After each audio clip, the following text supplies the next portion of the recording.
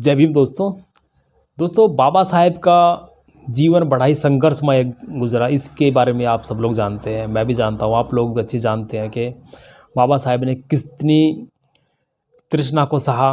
जाति को लेकर बहुत प्रताड़ित किया गया उनको, पढ़ाई लिखाई से लेकर हर चीज़ में।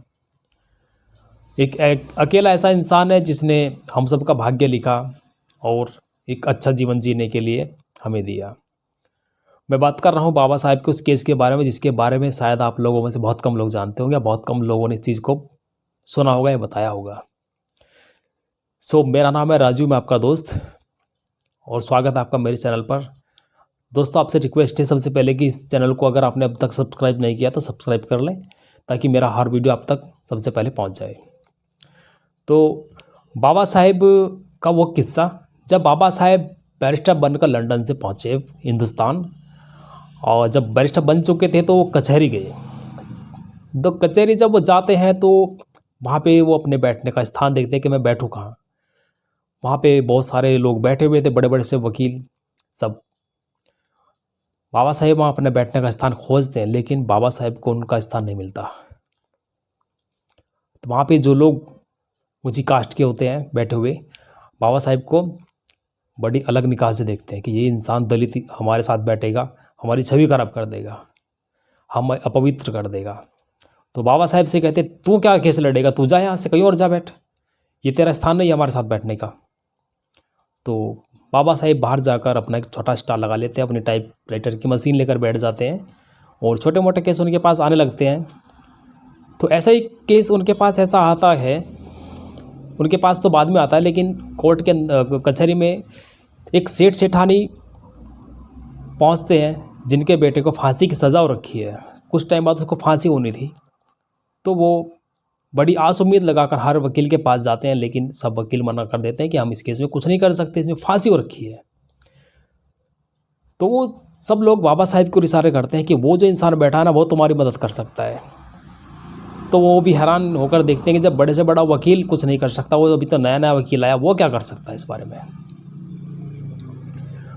खैर, वो उस बाबा साहेब के समक्ष जाकर बैठ जाते हैं और अपनी जो बेटे की जो गाथा आती है उसके बारे में बताते हैं बाबा साहेब को कि हमारा इस तरह से बेटा, उसको फांसी की सज़ा हो रखी है, आप पर उम्मीद है, यहाँ पे सब लोगों ने मना कर दिया है और बहुत पैसा हमने खर्च दिया है, एक ही इकलौती संतान हमारी है, अगर वो भी चली गई तो हमारा क्या होगा। तो बाबा साहेब उनकी तरफ बड़ी गौर से देखते हैं और कहते हैं कि जब बड़े से बड़ा वकील इसमें कुछ नहीं कर सका, तो मुझ पर क्या उम्मीद कर सकते हो आपके, मैं आपके बेटे को बचा दूंगा। खैर, वो सेठ सेठानी बड़ी मिन्नत करते हैं बाबा साहेब के सामने, वो गिड़गिड़ाते हैं। तो बाबा साहेब कहते हैं, चलो मैं आपके बेटे का केस लड़ने के लिए तैयार हूँ, जितना मुझसे बन पाएगा मैं करूँगा। बाबा साहेब उसकी लाला सेठ सेठानी के बेटे की फाइल लेते हैं, देखते हैं उसमें क्या करना है, देख लेते हैं। तो कहते हैं ठीक है, कोई बात नहीं।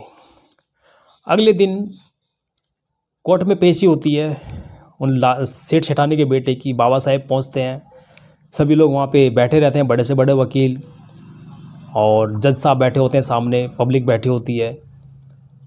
तो वहाँ पे उस केस के सेठ सेठानी के जो बेटे होते हैं उनके बारे में वहाँ पे बातचीत होती है, सज़ा का प्रावधान रखा जो जाता है उसके बारे में बात होती है। तो जब बाबा साहेब पैरवी करने खड़े होते हैं तो सब लोग उनकी तरफ अलग ही निगाह से देखते हैं कि ये इंसान कैसे केस लड़ सकता है इसका।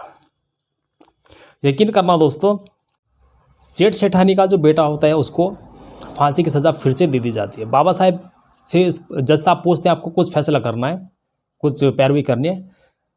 तो बाबा साहेब कहते हैं, नहीं, आप फांसी की सज़ा दे दीजिए। फांसी की सज़ा दे दी जाती है। सेठ सेठानी के बेटे को फांसी के फंदे तक ले जाया जाता है। उसके बाद काला कपड़ा पहनाया जाता है, गले में कफन और फांसी का फंदा रस्सा डाल दिया जाता है। तो वहीं पे बाबा साहब कहते हैं, बस बस जज साहब, बस आपका फैसला यहीं तक था। तो सब लोग बाबा साहब की तरफ चौंक कर देखते हैं कि ये इंसान क्या कह रहा है, ये तो कोर्ट का फैसला है, जज का फैसला है, इसमें ऐसे हस्तक्षेप कौन कर सकता है। अब बाबा साहब इतने पढ़े लिखे इंसान थे, कोर्ट कचहरी को अच्छी तरह से समझते थे, जानते थे उसके कानून के बारे में। तो जज साहब ने भी पूछा आप इस मामले में हस्तक्षेप कैसे कर सकते हैं, जब आपसे इस मामले के बारे में अंदर कोर्ट में पूछा गया आपने उस समय कुछ नहीं बोला, तो अब आप कैसे बोल रहे हैं। तो बाबा साहब ने जज साहब से बोला, जज साहब आपका फैसला सिर्फ फांसी तक था, आपने फांसी दे दी, मौत का फैसला आपका नहीं हो सकता, आप मौत नहीं दे सकते किसी को। तो जज साहब भी बाबा साहब की ओर बड़ी एकाग्र निगाह से देखते हैं और जितने भी वहाँ लोग खड़े होते हैं बाबा साहब की तरफ देखते हैं कि इंसान ने क्या बोल दिया। अब बाबा साहब इतने पढ़े लिखे नॉलेज वाले इंसान थे, हर चीज़ की नॉलेज रखते थे, कानून मंत्री ऐसे नहीं बने थे वो जिन्होंने संविधान लिखा, कुछ सोच समझ कर ही कुछ चीज़ें लिखी थी। तो बाबा साहब ने जब इतनी बात कहा कि जज साहब बस ये फांसी रोक दीजिए, आपको मौत देने का हक नहीं, आपको फांसी देने का हक था, आपने दे दी, तो उस फैसले पर अमल किया जाता है और सेठ सेठानी के बेटे को फांसी से रोक दिया जाता है। और बाबा साहब एक शेर की तरह सेठ सेठानी को उसके बेटे को वापस कर देते हैं कि ये लो तुम्हारा बेटा। सेठ सेठानी सर झुकाए, हाथ जोड़े, आंख में आंसू लिए बाबा साहब के सामने खड़े होते हैं और बोलते हैं सही में बाबा साहब आप पर उम्मीद जताकर हमने गलत नहीं किया, बड़े से बड़ा वकील पैसा लेकर कुछ नहीं कर पाया, हमने इतना कुछ कर दिया लेकिन हमारे बेटे के लिए कोई पैरवी नहीं कर पाया, ना किसी ने की, ना बचाने की उम्मीद रखी कि हाँ बचा लेंगे, लेकिन आपसे हम एक बार मिले और आपने सिर्फ एक ही बार में अपने हाथ में एक केस लिया और हमारे बेटे को बचा लिया, ये एहसान हम आपका कभी नहीं भूलेंगे। तो दोस्तों ये कहानी बहुत बड़ी सीख देती है, बाबा साहब की ज़िंदगी से जुड़ा बहुत बड़ा किस्सा है और बाबा साहब ने ये जो कुछ किया है सेठ सेठानी के बेटे को बचाने के लिए किया है। कानून मंत्री थे, बहुत कुछ जानते थे, इसीलिए बाबा साहब ने सेठ सेठानी के बच्चे को बचाया और एक माँ को एक माँ को उसका बेटा दे दिया कि ये लो अपना बेटा लेकर जाओ और खुशी से रहो। तो हमारे जो बाबा साहब थे इतने महान इंसान थे, ऐसे नहीं उनको डॉक्टर की उपाधि दी गई है। ठीक है दोस्तों, तो ये वो बाबा साहब की ज़िंदगी का वो किस्सा है जिसके बारे में बहुत कम लोग जानते हैं, बहुत कम लोगों ने आपको बताया होगा। उम्मीद करता हूँ आपको ये बाबा साहब का जो किस्सा पसंद आया होगा। पसंद आए तो उसको लाइक कमेंट से जरूर करना। मिलता है एक नई मोटिवेशनल वीडियो में बाबा साहब की ज़िंदगी से जुड़े किस्सों के लिए और उनके साथ में। तब तक के लिए जय भीम, जय संविधान।